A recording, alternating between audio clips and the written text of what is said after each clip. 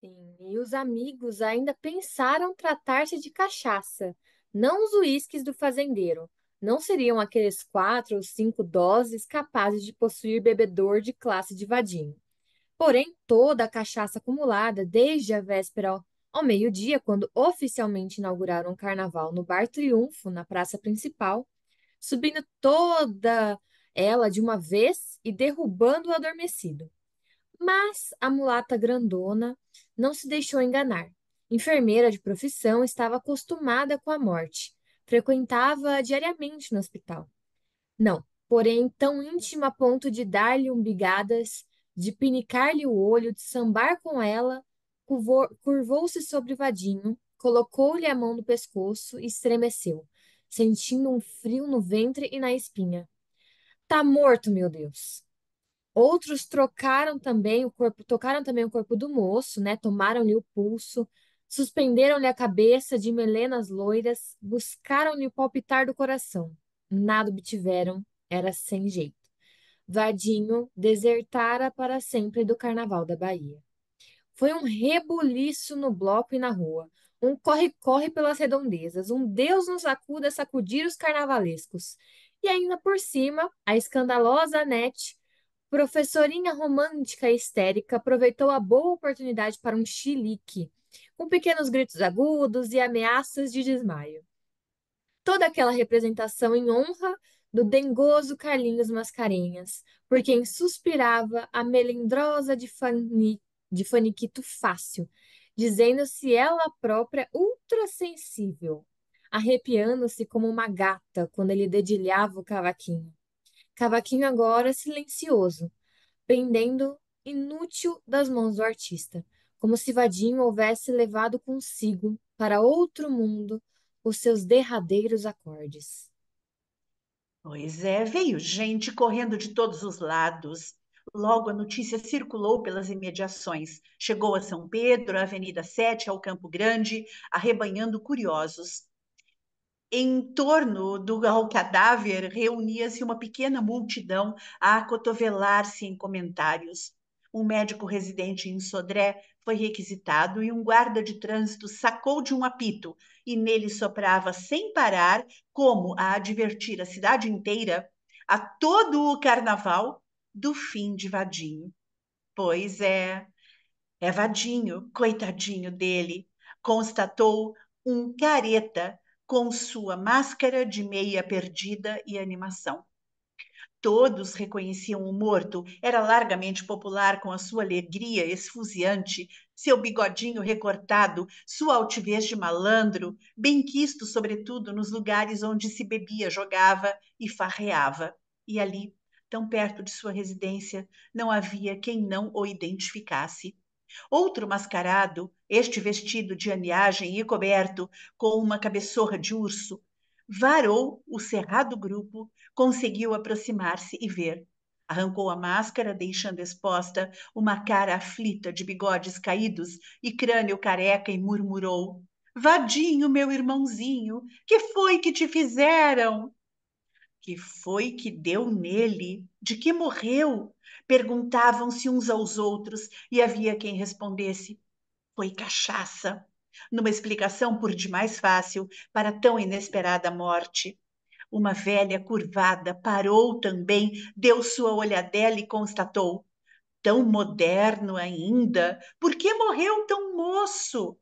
Perguntas e respostas cruzavam-se enquanto o médico colocava o ouvido sobre o peito de Vadinho numa constatação final e inútil. Ele constatou.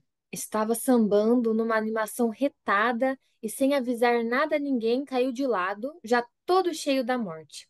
Explicou um dos 4 amigos, curado por completo da cachaça, de súbito sóbrio e comovido, meio sem jeito nas roupas femininas da baiana, as faces vermelhas de carmim, fundas olheiras negras, traçadas com cortiça queimada sob os olhos.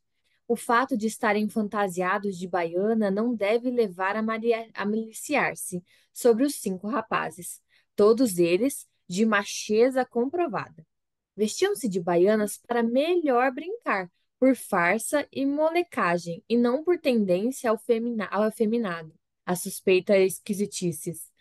Não havia chimbungo entre eles. Bens a Deus. Vadinho, inclusive, amarrara sobre a anágua branca e engomada enorme raiz de mandioca, e a cada passo suspendia as saias e exibia o troféu descomunal e pornográfico, fazendo as mulheres esconderem nas mãos o rosto e o riso, com maliciosa vergonha. Agora a raiz pendia abandonada sobre a coxa descoberta e não fazia ninguém rir. Um dos amigos veio e a desatou da cintura de Vadinho. Mas nem assim o defunto ficou decente e recatado. Era um morto de carnaval e não exibia sequer sangue de bala ou de facada a escorrer-lhe pelo peito, capaz de resgatar seu ar de mascarado. Dona Flor, precedida, é claro, por Dona Norma, a dar ordens e a abrir caminho, chegou quase ao mesmo tempo que a polícia. Quando despontou na esquina, apoiada nos braços solidários das comadres, todos adivinharam a viúva, pois vinha suspirando e gemendo sem tentar controlar os soluços num pranto desfeito. Ao demais, trajava o robe caseiro e bastante usado com que cuidava do asseio do lar. Calçava chinelas, cara de gato e ainda estava despenteada. Mesmo assim, era bonita, agradável de ver-se, pequena e rechonchuda, de uma gordura sem banhas, a cor bronzeada de Cabo Verde, os lisos cabelos tão negros a ponto de parecerem azulados, olhos de requebro e os lábios grossos um tanto aberto sobre os dentes alvos. Apetitosa, como costumava classificá-la o próprio Vadinho em seus dias de ternura, raros talvez, porém inesquecíveis. Quem sabe, devido às atividades culinárias da esposa, nesses idílios, Vadinho dizia-lhe: meu manoê de milho verde, meu acarajá cheiroso, minha franguinha gorda.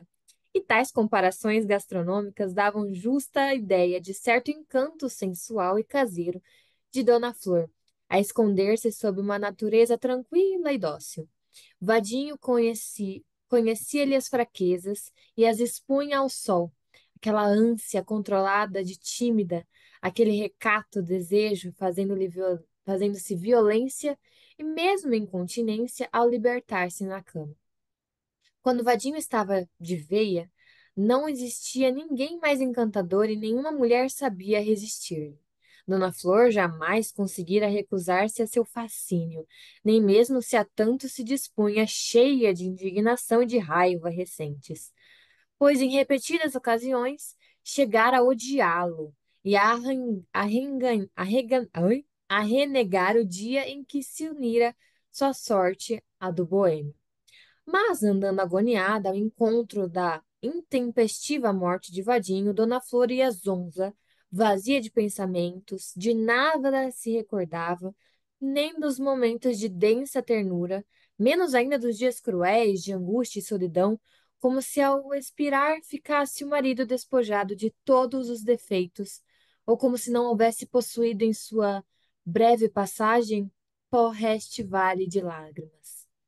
Foi breve sua passagem por este vale de lágrimas, pronunciou o respeitável professor Epaminondas Souza Pinto, afetado e afobado, tentando cumprimentar a viúva, dar-lhe os pêsames antes mesmo dela chegar junto ao corpo do marido.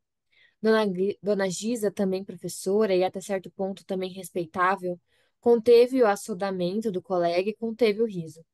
Se em verdade fora breve a passagem de Vadinho pela vida, vinha de completar 31 anos.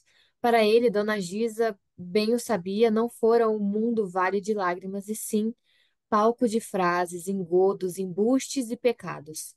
Alguns deles aflitos e confusos, sem dúvida, submetendo seu coração a árduas provas, a agonias e sobressaltos. Dívidas a pagar, promissórias a descontar, avalistas a convencer, compromissos assumidos, prazos improrrogáveis, protestos e cartórios, bancos e agiotas, caras amarradas, amigos esquivando, sem falar nos sofrimentos físicos e morais de Dona Flor, porque considerava Dona Gisa em seu português arregaçado, era vagamente norte-americana, naturalizara-se e se sentia brasileira mais o diabo da língua.